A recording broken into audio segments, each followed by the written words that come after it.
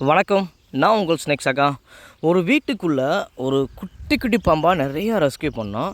ஆனால் அந்த வீட்டின் உரிமையாளர் வந்து 2 பாம்பு தான் பார்த்துருக்குறாங்க. 2 பாம்பு இருக்குது அப்படின்னு சொன்னாங்க. அங்கே போய் பார்த்தா அது செக் பண்ணி பார்த்தா நிறைய பாம்புகள் ஒரே இடத்துல கும்பலாக இருந்துச்சு. ஒரு பைப் லைன் பக்கத்தில் அந்த பாம்புகள் அதிகமாக வந்துச்சு. இந்த பாம்புகளை நம்ம ரெஸ்க்யூ பண்ணி ஒரு கண்மாய் பகுதியில் வந்து நம்ம ரிலீஸ் பண்ணியிருக்கிறோம்.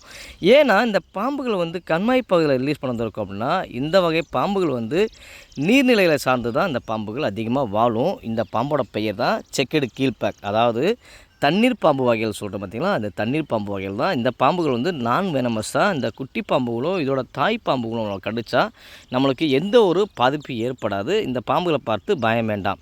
ஸோ அதனால் வந்து இந்த ஒரு கண்மாய்ப்பதில் வந்து ஒரு நீர்நிற்குள்ள வந்து இந்த பாம்புகளை ரிலீஸ் பண்ணிருக்கிறோம். ரிலீஸ் பண்ண இந்த பாம்புகள் அவ்வளோ ஆனந்தமாக துள்ளி குதித்து ஓடுது பார்க்குறீங்களா. ஸோ நிறைய பாம்புகள் அதே இடத்துல இருந்துச்சு. இந்த வகை பாம்புகள் வந்து முட்டையிடும் இனங்கள். தாய் வந்து முட்டை வச்சுட்டு போயிடும். அப்போ வந்து இது வந்து முட்டையிலேருந்து டெலிவரி ஆகி ஒன்று ஒன்றா இது வந்துக்கிட்டே இருக்கும். இந்த சைஸ் குட்டி பாம்புகள் உங்கள் வீட்டில் பார்த்தீங்க அப்படின்னா தயவுசெய்து கவனமாக இருங்க. ஏன்னா ஒரு குட்டி பாம்பு வந்துச்சு அப்படின்னா இன்னும் நிறைய பாம்புகள் வர வாய்ப்பு உள்ளது. அதனால தான் சொல்கிறது கவனமாக இருங்கன்னு. ஆனால் இந்த பாம்புகளை பார்த்து பயப்படணும்னு அவசியமே கிடையாது. ரிலீஸ் பண்ணிவிட்டு அனைத்து பாம்புகளும் 2 பாம்புகள் மட்டுமே வந்து போகலை, உள்ளே போயிடுச்சுக்கலாம். அடுத்து என்ன அப்படின்னா உள்ளே போன பாம்பு ஒரே ஒரு குட்டி பாம்பு மட்டும் என்னை நோக்கி நேராக வரும் பாருங்களேன். எல்லா பாம்பையும் ரிலீஸ் பண்ணிட்டோம்.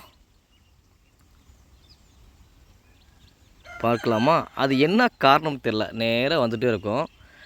ஸோ நானும் தண்ணிக்குள்ளே தூரம் தூக்கி போட்டாலும் மறுபடியும் அந்த நம்ம கிட்டே வந்துகிட்டே இருந்துச்சு. போயிடுச்சுங்களா. ஸோ இப்போ ஒரு பாம்பு வரும் பாருங்களேன். வருதுங்களா.